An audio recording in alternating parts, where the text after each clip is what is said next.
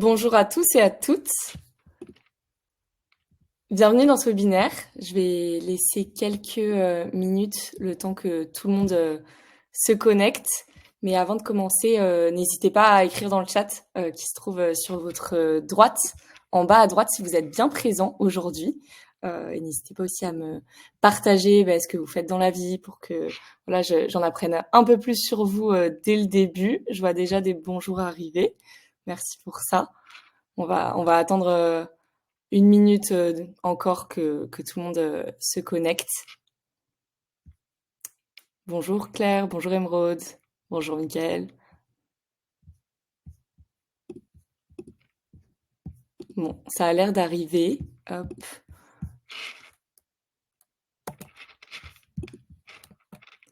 Je vais commencer par me présenter pour que vous sachiez à qui vous avez affaire aujourd'hui. Donc moi, je m'appelle Fanny, je suis Education Specialist à TrueClap. Donc en fait, mon rôle, c'est vraiment d'accompagner des organisations dans leurs enjeux d'innovation pédagogique et d'engagement d'apprenants ou d'une audience plus largement. Donc on va être ensemble aujourd'hui dans ce webinaire pour 45 minutes. L'idée, en fait, ça va être d'aborder le thème suivant, donc la neuropédagogie et la collaboration, les clés d'une entreprise apprenante.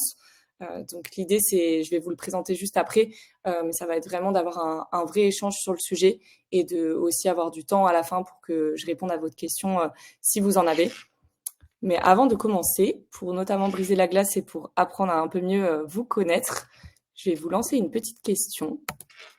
Donc pour ce faire, je vous invite à scanner le QR code qui est affiché ici à l'écran.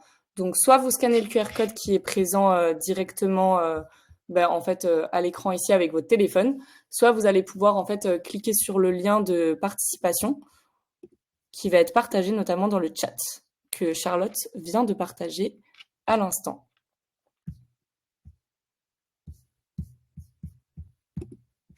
Donc je vais juste attendre un petit peu que tout le monde puisse se connecter. Je vois qu'il y a des connexions qui arrivent. Déjà ici, il y a déjà 12 personnes connectées. On va attendre un petit peu. Et puis je vais pouvoir lancer ma question. 13 personnes, ça arrive encore. Je vais encore laisser un petit peu de temps au cas où pour les retardataires. 14. Bon, allez, à 15, on lance la question. Pour pas vous faire attendre trop longtemps, c'est parti.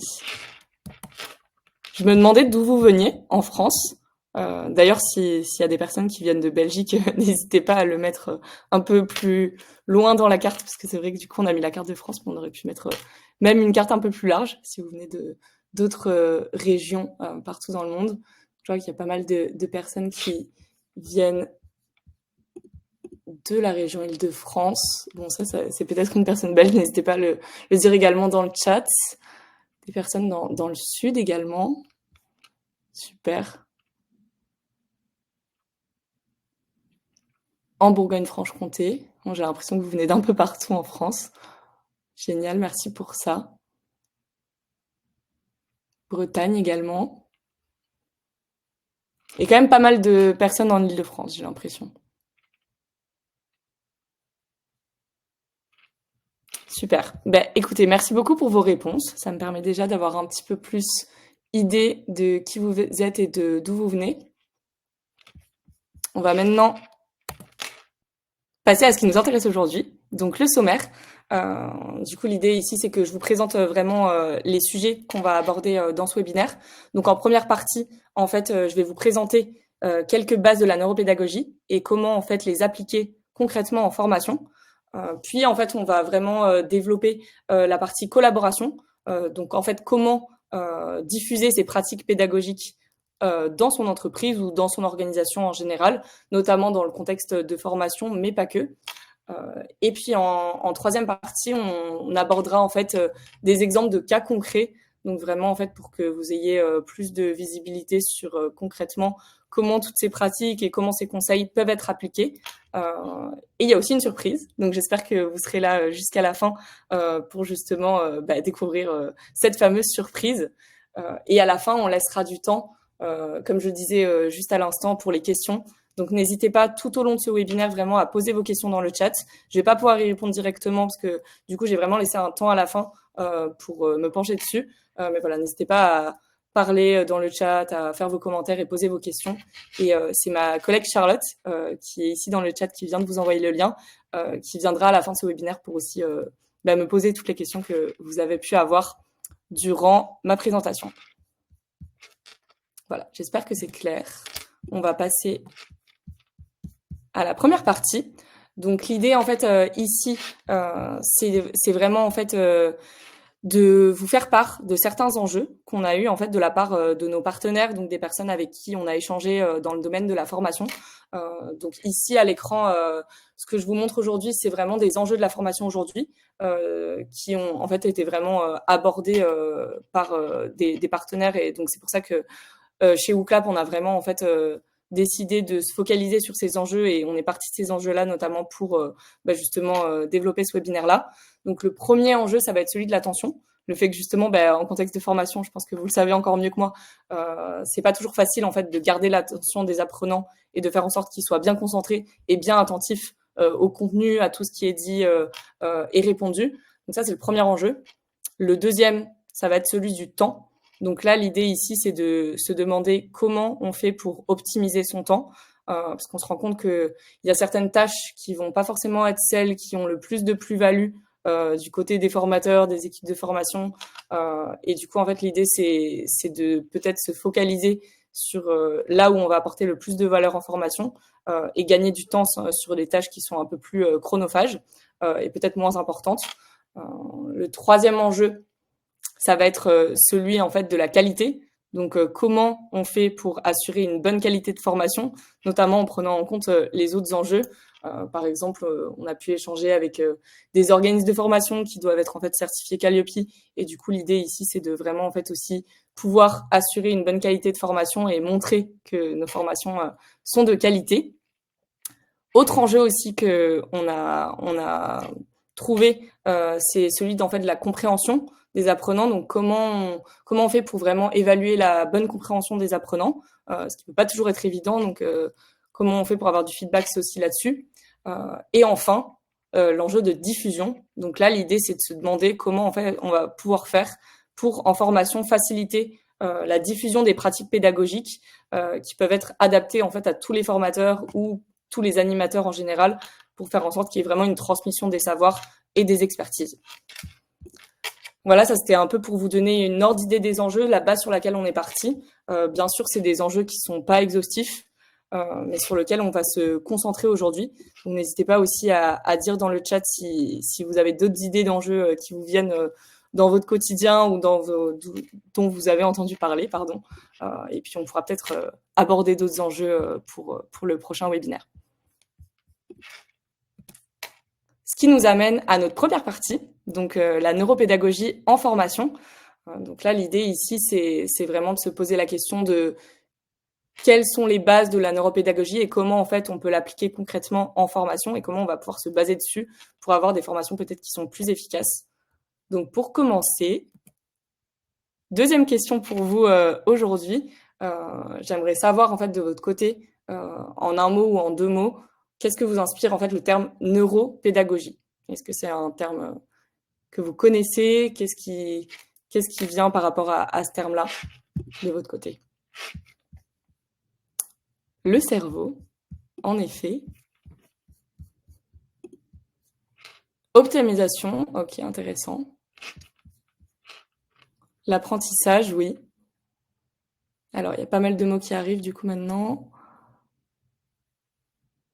Le process, les sciences, en effet, cognitif, tout à fait. L'analyse, la stimulation, qui est intéressant. Je vais laisser encore un petit peu de temps pour que tout le monde puisse répondre. L'adaptation, oui. Neurosciences, bien sûr. Donc, ce qui revient le plus, j'ai l'impression, pour l'instant, ça va être l'apprentissage et le cerveau. En effet, c'est tout à fait adapté avec ce que je vais vous raconter juste après. L'adaptation, les émotions, hyper intéressant. En effet, aussi, c'est un aspect très important. Neurologique. Parfait. Je vais pouvoir, hop, bloquer ce beau nuage de mots. Donc merci pour vos réponses. En effet, ce qui ressort, c'est bien l'apprentissage et le cerveau. Et c'est exactement ça que je vais aborder juste après. Donc déjà, c'est positif, vous êtes sur la bonne voie. Donc, pour commencer, il faut en fait un peu revenir en arrière dans le temps et réfléchir en fait à la neuropédagogie, mais d'abord en fait aux sciences cognitives. Donc en fait, les sciences cognitives, c'est des sciences qui sont apparues en fait au milieu des années 50 et qui vont en fait s'attacher à explorer les capacités de l'esprit humain, que ça soit en fait le langage, les émotions, le raisonnement et l'apprentissage. Et en fait, en mettant à profit les apprentissages de cette discipline, on va pouvoir en fait ajuster les comportements, par exemple de vos apprenants, et pouvoir en fait adapter les pratiques pédagogiques pour en fait optimiser les capacités cognitives. Donc ça, c'est les sciences cognitives. Et en fait, la neuropédagogie, c'est une discipline qui est arrivée un petit peu après, mais à peu près au même moment, qui va être en fait à la rencontre entre les sciences cognitives et la pédagogie. Donc c'est vraiment un mix des deux. Et ici, en fait, l'objectif, c'est donc d'améliorer les pratiques pédagogiques en se basant sur le fonctionnement de l'esprit humain, notamment du cerveau. Et du coup, en fait, c'est vraiment une discipline qui aujourd'hui paraît assez essentielle en fait pour vraiment avoir des formations qui vont être plus impactantes, notamment si on a l'ambition en fait d'être une entreprise apprenante. Donc ça, c'était pour un peu poser les bases et les définitions. Pour aller un peu plus loin dans l'analyse, aujourd'hui, moi, je voulais vous parler notamment de Stanislas Dehaene, en fait, qui est un professeur au Collège de France, et c'est un représentant de ce champ disciplinaire. Donc, c'est un psychologue, cognitiviste, neuroscientifique, donc il a plusieurs casquettes, et en fait, il a fondé une théorie qu'on aime beaucoup chez WooClap, et on le verra juste après, mais l'idée, c'est qu'on a aussi notamment en fait basé nos analyses et notre outil en se fondant sur cette théorie-là. Donc, il a fait une théorie qui s'appelle les 4 piliers de l'apprentissage, qui vont justement en fait mettre l'accent sur les principaux facteurs qui vont favoriser la réussite d'un apprentissage. Donc, il y a 4 facteurs qui vont être les suivants. Donc, le premier, c'est l'attention. Le deuxième, c'est l'engagement actif. Le troisième facteur, c'est le retour d'information. Et le quatrième, c'est la consolidation. On va un petit peu rentrer dans les détails de ces facteurs juste ici. Donc, premier facteur, celui de l'attention. Donc, l'attention, en fait, c'est la capacité du cerveau à se concentrer sur une information spécifique, tout en filtrant, en fait, les distractions. Et ce qu'on s'est rendu compte, et ce que notamment Stanislas Dehaene s'est rendu compte, c'est qu'au bout de quelques minutes, en fait, l'attention va diminuer. Et du coup, en fait, l'information va pas être traitée efficacement dans le cerveau. Et du coup, en fait, c'est crucial de se focaliser sur ce premier pilier de l'apprentissage pour avoir des formations qui vont être efficaces. Et du coup, en fait, par exemple, ce qu'on a pensé chez WooClap, c'est le fait en fait de pouvoir avoir un outil qui va permettre d'avoir une attention auprès des apprenants dans un contexte de formation, par exemple, optimal, dans le sens où en fait un apprenant qui sait justement, un peu comme vous aujourd'hui dans ce webinaire par exemple, qui sait qu'il va y avoir des questions, va en fait être plus attentif parce que ça va le forcer à rester attentif dans le cas où il va y avoir des questions qui vont être posées de manière assez aléatoire. Donc ça, c'est le premier pilier. Le deuxième pilier, c'est celui de l'engagement actif. Donc là, l'idée, c'est de se dire qu'en fait, l'apprenant, avec l'engagement actif, l'apprenant va devenir en fait vraiment acteur de son apprentissage et va être dans une position active plutôt que passive, plutôt qu'en fait avoir des formations qui sont assez descendantes avec un formateur qui justement va faire son cours sans forcément interagir. Le fait qu'en fait l'apprenant puisse être dans une posture active, en fait, ce qui a été montré avec cette théorie, c'est que du coup, en fait, son apprentissage va être beaucoup plus optimal parce que justement, en fait, le cerveau, c'est vraiment une machine à formuler des hypothèses que le cerveau, en fait, justement, va valider ou invalider. Et le fait de se poser des questions, ça va justement, en fait, mettre le cerveau dans une position très active pour traiter l'information de manière beaucoup plus profonde et, en fait, à terme, de faciliter la mémorisation et la compréhension. Et du coup, en fait, si on fait un petit parallèle avec WooClap également, l'idée, en fait, avec WooClap, c'est le fait de permettre, en fait, aux apprenants de pouvoir répondre à des questions et du coup de s'interroger sur des thématiques, ce qui va permettre, en fait, justement, d'être dans une position toujours active en formation. Ça, c'était pour le deuxième pilier. Pour aller un petit peu plus loin dans l'analyse et arriver au troisième pilier, qui est le retour d'information. En fait, l'idée ici, c'est de se comprendre qu'en fait, le retour d'information, c'est le fait d'avoir justement un retour d'information aussi immédiat que possible. Ce qui a été prouvé, en fait, c'est que justement, plus il y a une rétroaction qui est rapide et immédiate, plus l'apprenant, en fait, va pouvoir facilement identifier et rectifier ses erreurs. Et le fait que ça soit un retour qui soit positif ou négatif, tout dépend un peu de si l'apprenant a eu tort ou raison dans ses réponses. En fait, le fait qu'il y ait un retour, quoi qu'il en soit, ça va pouvoir justement permettre de renforcer les connexions neuronales qui sont liées à l'apprentissage en cours. Et donc ça, en fait, c'est prouvé du coup que ça va pouvoir vraiment permettre d'avoir une mémorisation à terme qui est beaucoup plus impactante. Euh, et du coup, si on peut faire le lien aussi, encore une fois, avec WooClap, l'idée c'est qu'en fait, comme il y a une question qui va être lancée et qu'il y a les retours sur information directe, parce qu'on va directement voir les résultats, la bonne, la mauvaise réponse et toutes les réponses, ça va pouvoir en fait avoir un retour immédiat.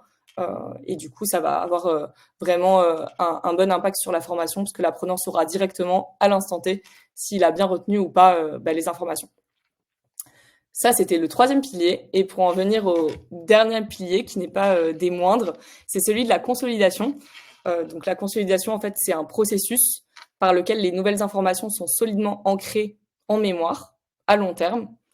Et en fait, ce que les neuroscientifiques ont observé, c'est que le niveau d'activité va diminuer dans le cerveau lorsqu'en fait les mêmes chemins neuronaux sont souvent empruntés. Si on fait un parallèle par exemple avec un chemin en forêt, au début le chemin est pas fait, du coup on va pas le voir, et à force en fait de toujours marcher sur le même chemin, le chemin va être emprunté et là en fait l'accès sera direct. Et c'est exactement la même chose avec le cerveau, c'est que plus on va répéter les choses, moins ça va demander en fait à l'esprit de faire un effort pour justement en fait ancrer l'information, et du coup l'information sera vraiment ancrée de manière pérenne dans le cerveau. Et là aussi où ça devient assez intéressant, c'est que en fait on peut avoir entendu dire ou essayer en tant qu'apprenant, moi je sais que je l'ai fait dans mes études dans le passé, se dire qu'en fait vraiment répéter une information sur un laps de temps, disons durant quelques heures ou quelques jours, de manière assez répétitive et un peu comme un bourrage de crâne, ça va pas forcément être la méthode la plus efficace pour retenir l'information à terme, parce qu'en fait le besoin du cerveau, c'est notamment aussi de s'oxygéner, de se reposer et d'avoir aussi du temps. Et c'est pour ça que là, en fait, on peut faire un lien aussi avec une autre théorie de la courbe de l'oubli, qui s'appelle la courbe d'Ebbinghaus. Et là, l'idée, en fait, c'est de se dire que comment est-ce qu'on fait pour consolider les informations vraiment à terme et bien mémoriser l'apprentissage. On va pouvoir, en fait, espacer nos sessions d'apprentissage et de révision dans le temps pour que, en fait, au lieu d'essayer de tout réviser en un jour, on se dise qu'on révise des notions peut-être sur des sessions un peu plus courtes, mais sur un temps en fait un peu plus long pour systématiquement revoir les notions et à terme bien ancrer l'apprentissage. Et donc si on fait un lien avec WooClap, l'idée par exemple d'une session qui peut justement permettre cette consolidation, c'est par exemple de poser une question en début de formation et puis de reposer la même question à la fin de formation, ou de prendre en fait des questions qui ont été posées dans une formation précédente, par exemple il y a une semaine, et puis de nouveau reposer l'information pour bien permettre en fait aux apprenants tout simplement de consolider toutes les informations et de bien retenir dans le temps. Donc voilà pour ces 4 piliers. Maintenant, on va appliquer directement ce que je viens de dire sur la consolidation. Donc j'aimerais voir avec vous et vous tester pour voir déjà si vous êtes attentif et si vous avez suivi ce que je venais d'expliquer. Donc petite question pour vous, quels sont les 4 piliers de l'apprentissage selon Stanislas Dehaene?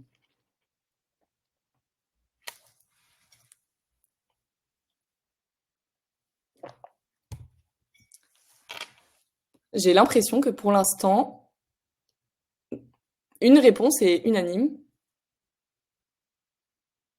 C'est positif, ça veut dire que sûrement vous m'écoutez, donc tant mieux pour ça.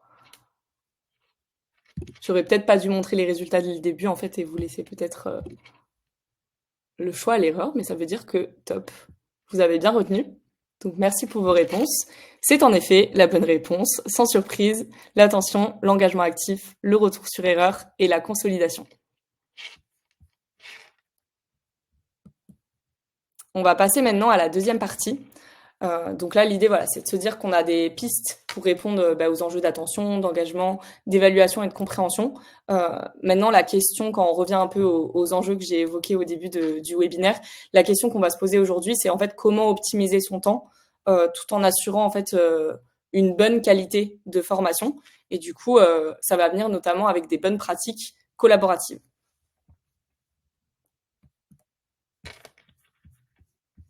Donc, ce qu'il faut savoir, si on reprend un peu l'historique de WooClap par exemple, c'est que on a été en fait, on a développé un outil en co-construction avec justement des chercheurs en neurosciences, des experts en pédagogique. Donc en fait, on croit vraiment très fort en la collaboration. Ça fait vraiment partie de notre ADN et on s'est rendu compte que on peut faire facilement un parallèle en fait avec de la collaboration en formation. C'est pour ça que aussi on a choisi aujourd'hui d'en parler avec vous durant ce webinaire.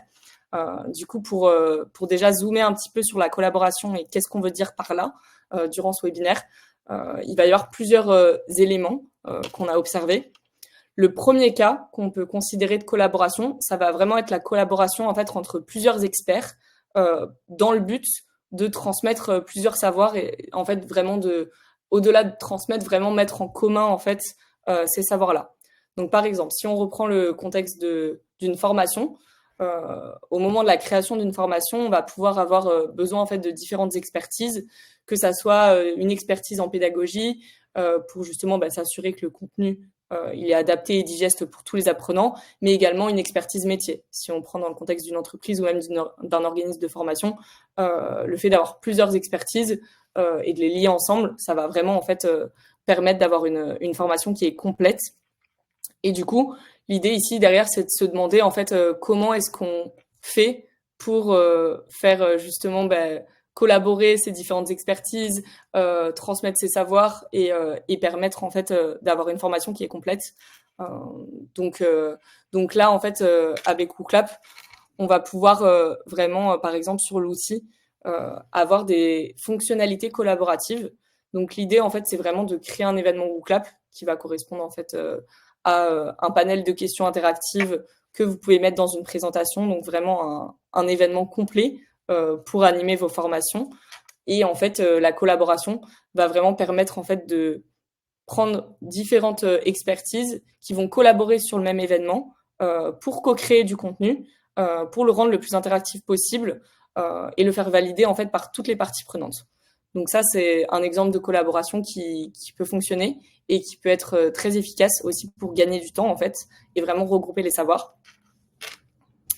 Le deuxième type de collaboration, là, c'est un peu aussi des retours qu'on a eu, des échanges qu'on a avec nos partenaires. Donc là, c'est plus, par exemple, dans un contexte de formation pour, en fait, harmoniser les pratiques pédagogiques.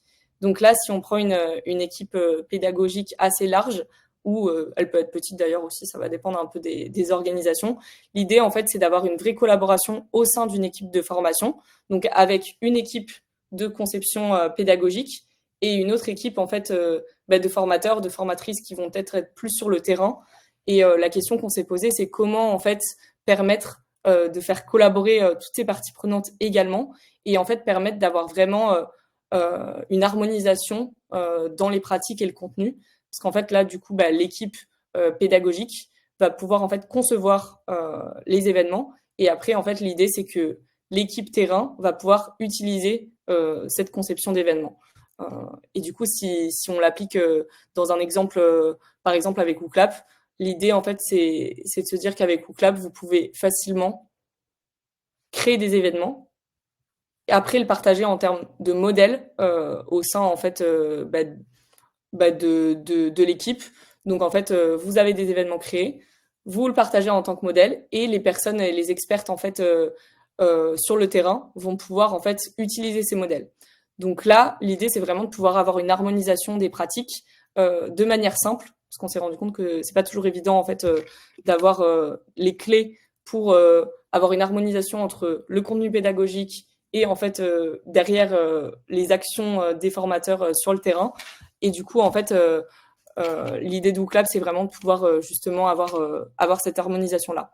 Et peut-être si on va un petit peu plus loin dans l'analyse, si on sort un petit peu du domaine de la formation, on peut prendre un autre exemple. Par exemple, les onboarding, le fait que ça puisse être très pratique de collaborer en onboarding pour avoir, par exemple, en fait, des formateurs ou des managers qui vont en fait créer du contenu et après en fait facilement le diffuser à d'autres personnes de l'équipe qui vont pouvoir en fait aussi l'utiliser pour faire des onboarding. Donc ça, c'était le deuxième cas. Et il y a un autre cas aussi qui m'est venu en tête, que je voulais partager avec vous. Et là-dessus, on est encore en réflexion, en toute transparence, sur le sujet avec WooClap. Donc n'hésitez pas aussi à nous faire vos retours si vous trouvez que c'est un sujet qui vous intéresse et sur lequel on pourrait en fait aller plus loin. Donc c'est aussi le cas en fait de collaboration entre le formateur, disons, et l'apprenant. Donc en fait, là, l'idée, c'est par exemple de se dire que dans un contexte de classe inversée, ça peut être aussi très très intéressant et très bénéfique de renverser un peu la donne et de permettre en fait aux apprenants aussi d'être dans une posture beaucoup plus active et de partager leur savoir et peut-être de mener la formation pour toujours en fait avoir cette position un peu différente d'essayer en fait de transmettre et aussi d'apprendre de la part des apprenants et du coup par exemple aussi pouvoir au-delà de la collaboration entre le formateur et l'apprenant, aussi pouvoir faire en fait de l'évaluation entre pairs pour en fait toujours renverser un peu peut-être des pratiques descendantes qu'on a eu tendance vraiment à développer au cours du temps, où on s'est rendu compte que ça fonctionnait pas toujours très bien pour l'apprentissage et trouver de nouvelles pratiques innovantes pour toujours en fait intéresser et transmettre les savoirs et permettre d'avoir des formations qui sont vraiment durables dans le temps. Donc voilà, encore une fois, si c'est un sujet qui vous intéresse, plus la collaboration apprenant-formateur, le principe de classe inversée, n'hésitez pas à nous en faire part. Nous, des retours qu'on a eu, notamment avec WooClap, c'est le fait qu'on s'est rendu compte qu'il y avait, en fait, il y avait pas mal de cas d'usage où c'était le formateur qui était censé utiliser WooClap dans ses sessions de formation, et ça a tellement intéressé également les apprenants que eux aussi, en fait, se sont mis à faire des WooClap dans d'autres cas ou même en formation pour justement en fait avoir une pratique un peu différente et que ça soit en fait vraiment l'apprenant qui devienne acteur de son apprentissage et même qui soit beaucoup plus actif en fait dans le cadre de la formation. Voilà, ça c'était pour la deuxième partie. J'espère que c'était clair pour vous. Maintenant, on va arriver à la troisième partie qui peut aussi être intéressante. Donc là, l'idée, c'est que je vous présente aujourd'hui des exemples d'applications pour que, en fait, concrètement, vous ayez un peu des idées des deux autres parties que j'ai développées pour que vous voyez si en fait concrètement comment ça peut s'appliquer dans le cadre d'une formation. Donc là, trois cas concrets d'utilisation de WooClap par nos partenaires. L'idée aujourd'hui, c'est que vraiment je vous présente en fait en formation par exemple, mais aussi en réunion ou en événement interne, comment notamment WooClap a pu être utilisé, mais surtout en fait comment les pratiques de neuropédagogie et de collaboration ont pu vraiment être clés pour ces partenaires-là, pour en fait développer des formations qui vont être plus innovantes par exemple. Du coup, premier cas d'usage, c'est plus encore une fois orienté formation. Donc là, si on reprend un peu ce que on s'est dit au début sur notamment la notion d'engagement, l'engagement actif avec Stanislas Dehaene, l'idée en fait ici, c'est de se rendre compte que c'est possible d'engager les apprenants différemment dans le domaine de la formation. Et du coup, pour faire le lien avec WooClap, WooClap, comme c'est un outil pédagogique qui permet d'engager les apprenants, c'est vraiment un des premiers piliers sur lequel on a fondé notre outil. Ça fait partie de notre ADN. Donc, en fait, ça a été vraiment au cœur de l'objectif de WooClap et ça a été au cœur, en fait, aussi des demandes qu'on a pu avoir assez rapidement de nos partenaires. Donc, par exemple, en formation, exemple très concret, c'était l'année dernière. Donc, en mars 2023, il y a le CNFPT, qui est le Centre national de la fonction publique territoriale, qui en fait a voulu lancer une initiative qui s'appelle les 10 engagements pour la transition écologique. Et en fait, un de leurs engagements les a poussés à créer une formation pour ce faire. Et du coup, en fait, comme c'était une formation aussi obligatoire à suivre pour tous les membres et tous les collaborateurs du CNFPT, en fait, ils cherchaient vraiment un outil assez simple qui leur permet de mieux engager les collaborateurs, qui soient vraiment sensibilisés sur ces sujets-là. Donc du coup, en fait, ce qui s'est passé, c'est que les chefs de formation, ils ont créé un support pédagogique ainsi que des questions WooClap à utiliser pour tous les formateurs qui, en fait, après, ont justement animé ces formations sur le thème de la transition écologique. Et ce qui était intéressant, notamment, c'est que c'était des formations qui étaient aussi bien en présentiel qu'en distanciel qu'en hybride. Et en fait, les résultats qu'il y a eu, c'est qu'ils se sont rendus compte que, en effet, les collaborateurs étaient beaucoup plus engagés en fait activement durant la formation. Ils étaient aussi un peu plus captivés parce que justement c'était un format qui était plus interactif et plus dynamique. Et en fait, ça leur a vraiment permis à terme de transmettre les objectifs et les valeurs qui avaient été pris par ces 10 nouveaux engagements du CNFPT. Et ils ont même utilisé, pour aller un peu plus loin, ce que je vous expliquais juste avant sur les modèles. Donc, ils ont vraiment utilisé des modèles simples pour justement harmoniser les pratiques entre l'équipe de conception pédagogique et les formateurs qui ont vraiment fait les formations sur le terrain. Donc ça, c'était le premier exemple de cas d'application. Pour le deuxième exemple, en fait, là, ce que je voulais vous partager aussi aujourd'hui, c'est un exemple un peu différent pour vraiment élargir aussi les pistes, notamment sur les workshops et les événements en général. Donc l'idée, en fait, c'est de se dire que WooClap, ça peut être aussi bien, en fait, WooClap et tous ces principes de neuropédagogie, bien sûr, peuvent être aussi bien utilisés en formation qu'en atelier, qu'en événement. Donc, en fait, ça peut être très utile pour structurer les échanges, par exemple lors d'ateliers collaboratifs, pour aussi libérer la parole, par exemple lors de conférences, parce que c'est vrai que ça, on n'en a pas beaucoup parlé, mais l'idée aussi, c'est de pouvoir se dire qu'en fait, tout le monde doit pouvoir participer, et c'est pas toujours évident pour ceux qui sont un peu plus timides, qui sont un peu plus renfermés. Donc l'idée, en fait, c'est d'avoir une anonymisation même possible durant des événements de ce type, pour en fait avoir une parole qui est vraiment globale et pour que tout le monde puisse la prendre. Et par exemple, on a eu un exemple aussi, un cas d'usage assez intéressant avec Vinci Immobilier qui nous a fait part de son expérience. En fait, ils ont utilisé WooClap lors de la dernière journée dédiée à l'environnement l'année dernière aussi, en 2023. Et en fait, durant l'événement, les organisateurs ont vraiment co-créé les questions WooClap afin en fait d'animer des ateliers sur l'empreinte carbone. Donc il y a eu plein d'ateliers qui ont été vraiment faits tout au long de cette session et de cet événement. Et chaque animateur a vraiment pu en fait animer son atelier pour avoir vraiment en fait une expérience uniforme au sein des différents animateurs et toujours avoir des retours sur information, avoir des savoirs qui se transmettent et avoir vraiment une expérience enrichissante pour aussi en fait bien transmettre les bonnes valeurs et avoir une audience et des collaborateurs qui, à la fin, retiennent ce qui a été dit et arrivent vraiment à avoir l'information qui est ancrée dans leur cerveau. Donc ça, c'était le deuxième exemple. Et enfin, le dernier sur l'harmonisation des formations. Donc là, l'idée, en fait, c'est de se dire que en fait, justement, en fait, WooClap va permettre d'harmoniser des expériences de formation et l'expérience apprenante pour avoir vraiment une homogénéité. Et en fait, on a eu pas mal de retours pour le coup d'entreprises qui sont assez grandes et qui sont du coup internationales. Par exemple, en fait, Parfum Christian Dior, qui a une équipe de formation au global qui est basée à Paris, qui est en France, qui avait besoin de WooClap notamment en fait pour permettre d'avoir plus d'interactivité, mais toujours dans une idée en fait d'homogénéiser les pratiques avec notamment leurs équipes internationales.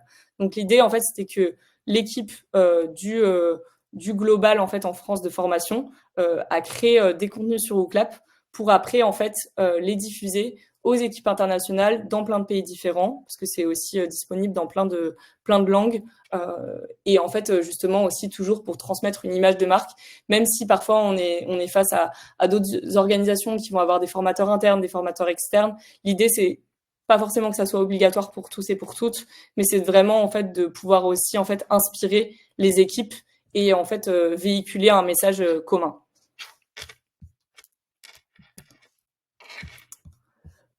Donc, en résumé, après ces différents cas d'usage et juste avant de passer à la surprise, WooClap, c'est un outil pédagogique qui est très facile à utiliser. Des retours qu'on a, en fait, j'en ai pas mal parlé à chaque fois en faisant le lien entre la neuropédagogie et la collaboration. Mais petit aparté ici, en fait, l'idée c'est d'avoir un outil pédagogique qui vous permet de créer des questions interactives à ajouter dans une présentation pour en fait toujours pouvoir mieux engager votre audience, mieux capter son attention et mieux mesurer en fait son degré d'apprentissage avec du contenu qui peut être généré soit manuellement, soit en passant par l'intelligence artificielle. Voilà, je vois que le temps file. Du coup, on va passer à la surprise et entre-temps, je vais laisser Charlotte aussi petit à petit vous demander si vous n'avez pas des questions dans le chat. Donc, si c'est le cas, n'hésitez pas à poser vos questions dans le chat et puis on va prendre du temps pour y répondre juste après.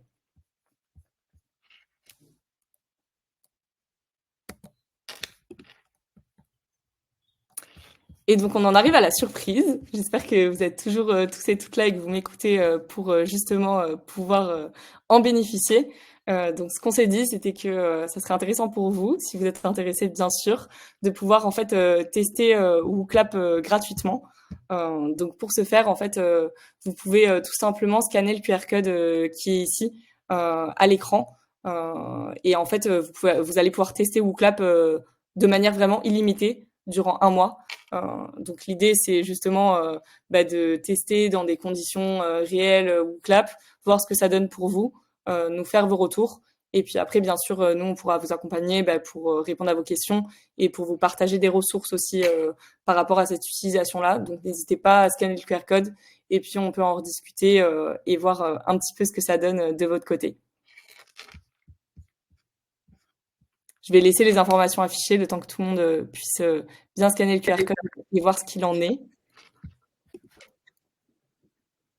Je crois que Charlotte m'a rejoint. Bonjour Charlotte. Bonjour. Bonjour tout le monde. Alors effectivement, Laure, j'ai mis le lien dans le chat. Vous le recevrez aussi par mail juste après le webinaire. Donc voilà, si vous avez le moindre souci, n'hésitez pas à nous contacter par la suite. On a effectivement seulement 2 questions pour l'instant. Donc si vous avez d'autres questions, n'hésitez pas à les poser dans le chat. La première, elle vient de Fatia qui pose la question de s'il est possible de réaliser des activités de manière asynchrone sur WooClap. Tout à fait, en effet. En fait, l'idée de WooClap, c'est vraiment d'avoir un outil qui vous accompagne avant, pendant et après une formation. Donc, en fait, il y a une version asynchrone sur WooClap qui s'appelle Au rythme du participant, qui va vous permettre, en effet, de faire des questionnaires en asynchrone. Donc, ça va être le même type de questions. Donc, on a plus de 20 types de questions interactives en vote en temps réel. Et en asynchrone, vous pouvez le faire. Vous pouvez créer vos questions, même les mettre aussi dans une présentation et après les partager en fait sous forme de liens. Et en fait, du coup, vos apprenants vont pouvoir répondre chez eux tranquillement avant une formation, après une formation. Donc oui, c'est tout à fait possible et ça a été pensé pour. Parfait, merci. On a une deuxième question de Candela qui nous demande si tu as des recommandations sur les étapes à avoir quand on veut déployer un outil comme WooClap pour assurer qu'il y ait une bonne adoption. Si tu as des bonnes pratiques que tu as vues chez certains partenaires sur des choses qu'ils mettaient en place et qui étaient particulièrement efficaces. Au début de l'adoption, c'est bien ça? Ouais, pendant le déploiement de l'outil dans les équipes. En effet, hyper intéressant comme question. Oui, j'ai eu pas mal de retours. En fait, déjà, ce qu'il faut comprendre, c'est que avec WooClap, en fait, vous n'allez pas directement utiliser l'outil comme ça et être un peu livré à vous-même. En fait, il y a tout un accompagnement qui se fait. Donc, en fait, que ça soit avant justement d'adopter l'outil, vous pouvez totalement le tester. Et en fait, une fois qu'il y a l'adoption qui est faite, il y a des webinaires de formation de prise en main qui vont en fait être disponibles pour tous les utilisateurs et utilisatrices. Donc, on va beaucoup miser sur cet accompagnement-là parce qu'on sait que justement l'adoption c'est un moment clé et qu'il faut pas justement passer à côté parce que les équipes de formation sont souvent assez débordées. Donc, premier conseil, ça serait justement de vraiment en fait bénéficier, enfin, de surtout transmettre à toutes les équipes qui a ces webinaires-là de formation, qui a ces ressources qui sont disponibles, qui a le chat sur WooClap qui est disponible pour répondre à toutes les questions et en fait de bien accompagner cette phase d'adoption de manière vraiment rapide au tout début et en fait de toujours poser des questions, peut-être faire des petits sondages de satisfaction tout au long de l'année pour voir un peu les retours que vous en avez de l'outil et voir s'il n'y a pas des solutions qui peuvent être mises en place si on se rend compte qu'en fait l'outil n'est pas assez utilisé ou les personnes ne savent pas tellement comment l'utiliser et toujours revenir du coup à ces dimensions d'accompagnement qui sont disponibles. Parfait. Pour l'instant, il n'y a pas d'autres questions. Je pense que tout D'accord. était très clair, dans ce C'est que tu super. as pu, présenter. Ouais, bah, du coup, s'il y a pas d'autres questions, je vois que Alain est en train de taper, mais je sais pas si c'est une question ou pas. Mais si tout est clair, bah, peut-être on peut conclure rapidement. Parfait. Ben écoutez, si vous n'avez pas d'autres questions, c'est que c'était clair en effet. Donc, je voulais vous remercier. Un grand merci d'avoir passé ce moment avec nous aujourd'hui. J'espère que vous en aurez appris des choses. En tout cas, moi, c'était un plaisir de vous présenter ce sujet et ce webinaire. Et du coup, n'hésitez pas également à me contacter. Si jamais vous avez des questions, si vous voulez tester l'outil, si vous avez des questions aussi sur le test, la surprise qu'on vient de mettre en place pour vous aussi, n'hésitez pas. L'idée, c'est qu'on puisse en discuter et voir aussi si potentiellement ça peut être un outil qui est intéressant pour vous. Donc voilà, je remets mes coordonnées ici. Vous les aurez aussi après ce webinaire. Et un grand merci encore, c'était un plaisir. Et vous allez recevoir le replay. Donc, si vous voulez le diffuser aussi à vos collègues, n'hésitez pas, vous recevrez le replay par mail. Et voilà, un grand merci et bonne journée à tout le monde. Bonne journée, au revoir. Merci, au revoir.